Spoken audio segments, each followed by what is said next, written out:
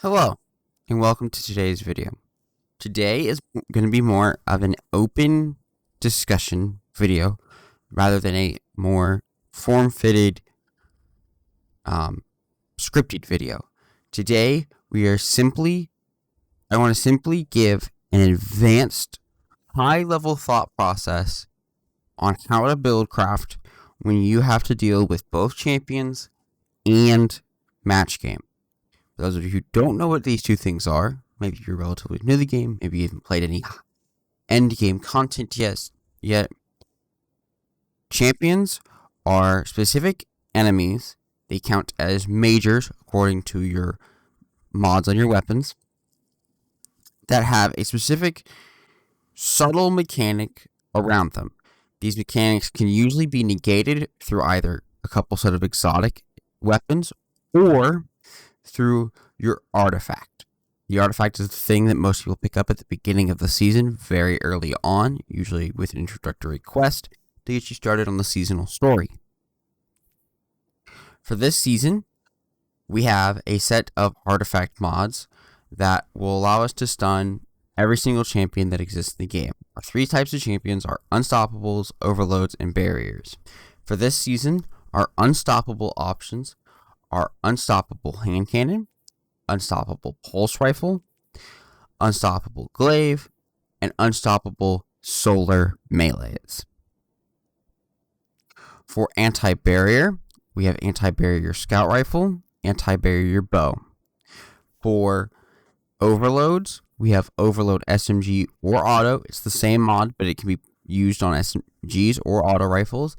And then we also have Overload Void Grenades, which I'm sure those of you who watch my channel, I have spoken very highly about this mod because it allows your Void Grenades to stun Overload champions. And seeing as we just entered Void 3.0, with how strong Void 3.0 is, I'm a big fan of Overload Void Grenades. These are our key mods when it comes to dealing with champions. Now, what do we do?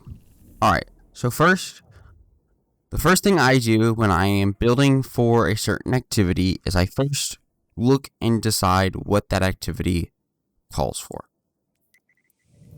This week's Master Nightfall is Birthplace of the Vile. Okay? Birthplace of the Vile is a Scorn Strike, and because of that, our champions are going to be Overload and Unstoppable.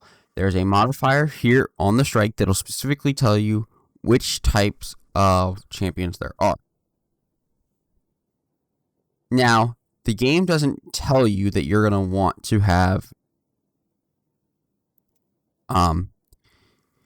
Unstoppable, but I highly recommend that your fire team always has Unstoppable, and whenever possible, you have both stuns within your build. This season, this is relatively easy to do, considering we have so many options. Alright, so for today, we are going to build for this strike. We're going to build out a hunter build for this specific strike. Okay, so we know we need Unstop and Overload. Well, now, how do we know about our shields?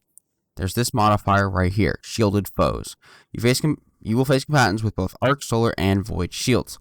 This means that you're going to have to be able to deal with all three shield types in some capacity. Okay? And then also we need to look at our burn. Our burn is going to be an acute void burn, so you're going to deal 25% more void damage, but also you're going to receive any void damage taken is going to be 50% increased. So it's going to be coming to you a lot harder than it normally would. Alright, now we're going to hop over to our character with this in mind.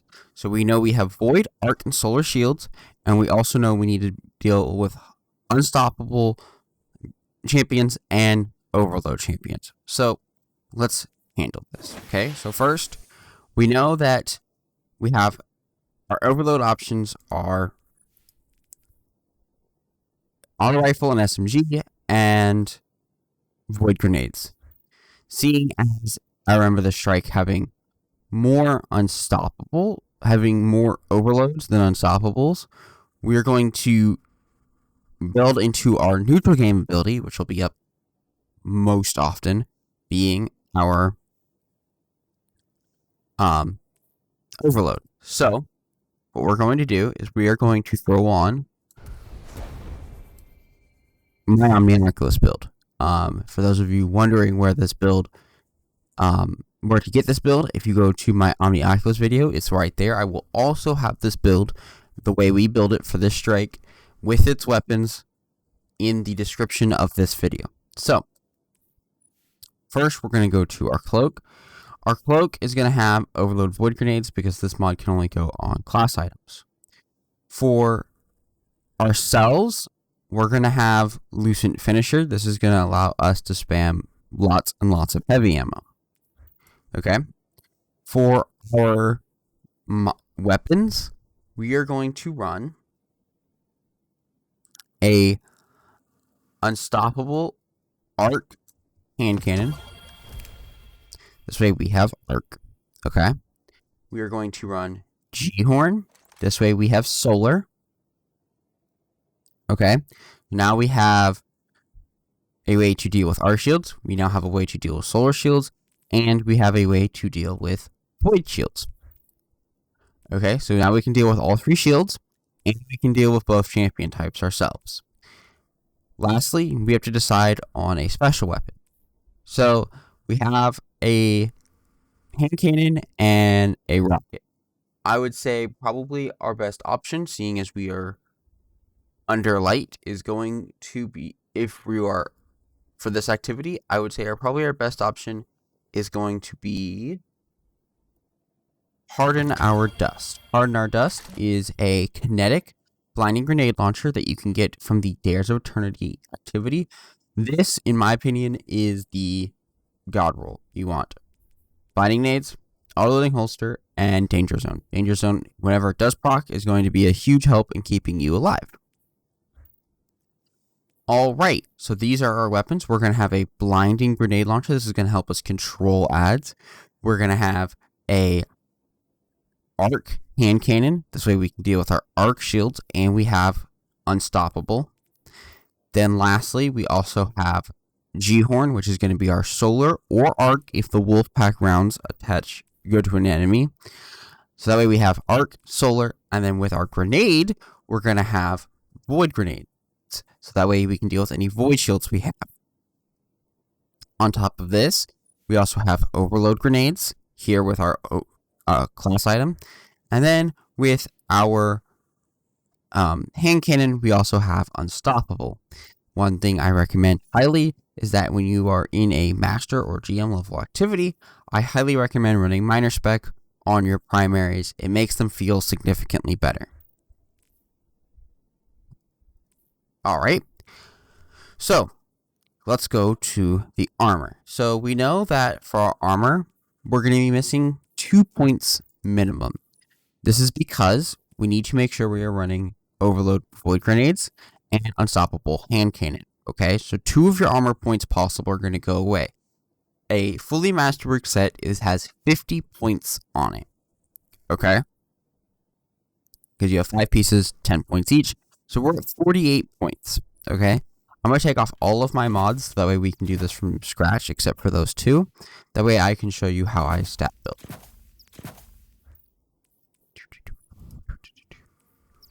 Just a second. And then I will walk everyone through this.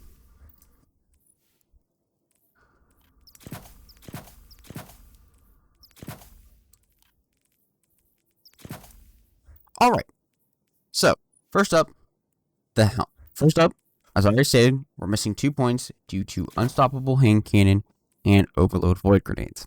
The next important thing is because we are on G-Horn, and G-Horn has low ammo count, we need to run a rocket scavenger, and a Lucent Finisher. The reason for Lucent Finisher is that way any champions we can get close enough to finish, we're going to want to be able to finish them to spawn heavy ammo for ourselves and our teammates. This is the way we can spam G-Horn rockets.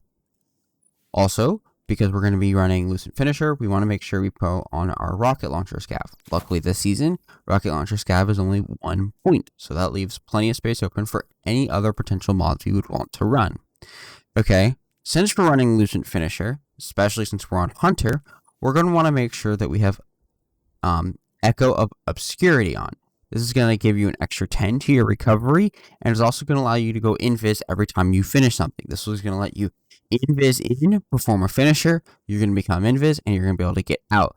Especially if you're running Omnioculus, this is going to give you 4 times damage resistance as you enter your finisher, and 4 times damage resistance as you exit your finisher. This will basically make your finisher completely safe every single time you do it. Okay, so now that we have those, another modifier we have to be aware of is the extra void damage we're going to be taking. To account for that, we're going to run double void resistance. That way we can make sure that the void that does happen hurts a lot less.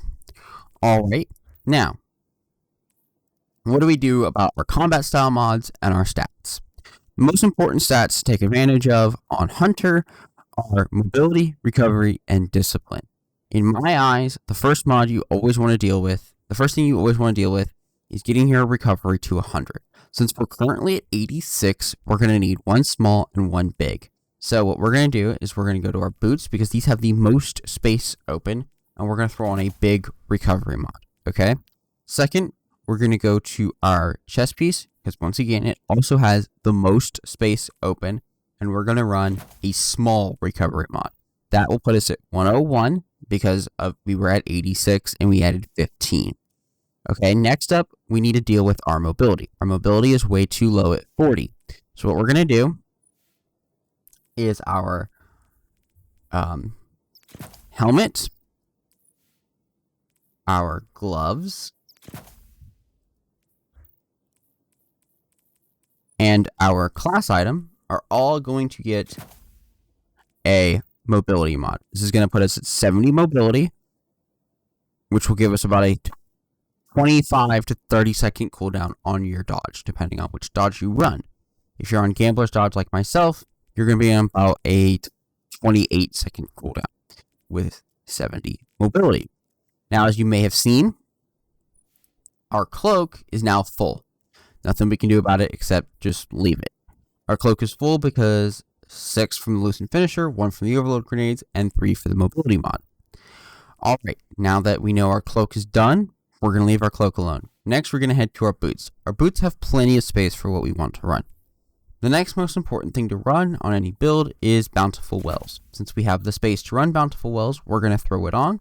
Now we still have enough space to run Recuperation, which is the next best mod to run. So there you go. On your boots, you have Recovery mod, you have a Rocket Launcher Scavenger to guarantee yourself more ammo, you have a Recuperation mod to help give you health when you do get any orbs to generate, and you have Bountiful Wells. Alright, next up, we're going to go to our chest piece. Our chest piece is already kind of full, it already has 4 mods missing.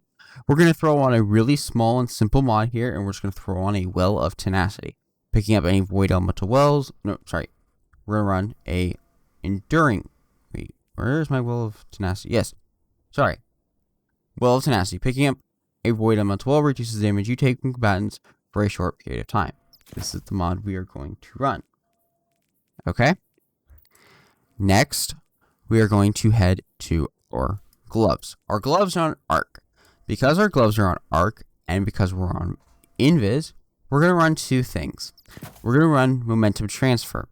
Because we're running momentum transfer, when we use our grenade to either A, stun a champion, so it's going to do damage over time to that champion, or B, to kill a group of large adds, we're going to get some smoke energy back. The smoke energy is going to help us maintain our invis and help keep us and our teammates alive. We now have 3 points left over. I think the next best thing to put on our armor is going to be a Elemental Ordnance. This is going to allow us to spawn elemental wells when we throw our grenade. So we're going to throw on an Elemental Ordnance.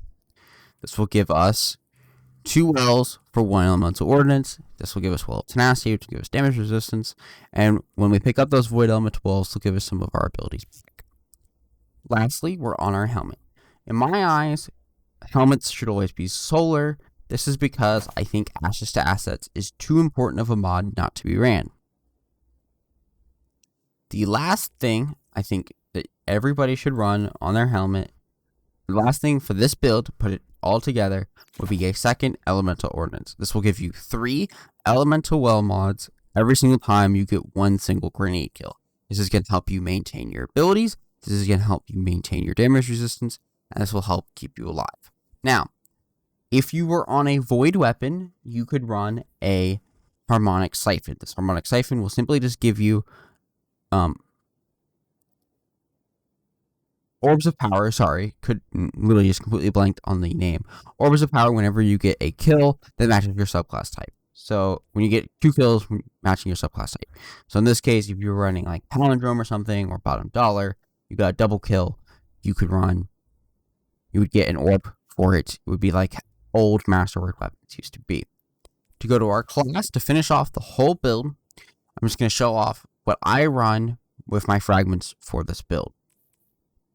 So I have Trapper's Ambush and Vanishing Step. Vanishing Step helps me go invis and get my melee back, and then Trapper's Ambush is just the perfect smoke to go with Omnioculus because it allows your smoke to create invis for you and your teammates.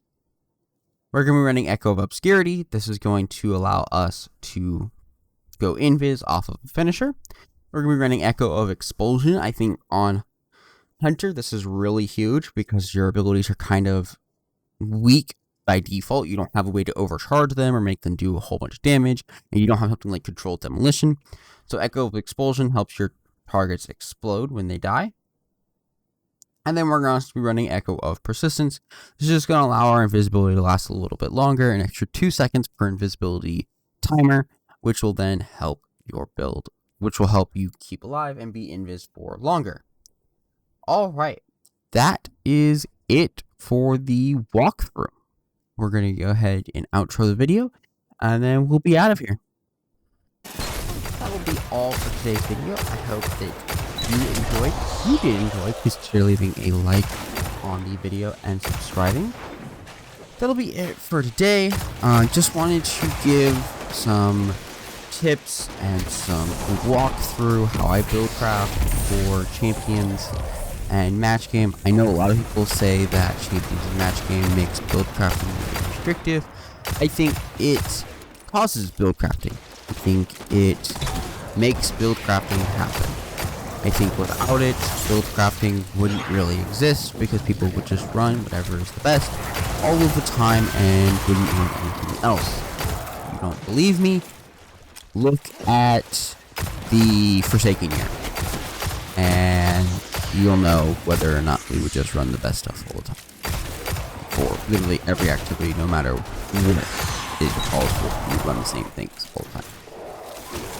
Alright, that's going to be it for today. I hope everyone enjoyed, and I will see you all on Thursday for a brand new video. Thank you all, and good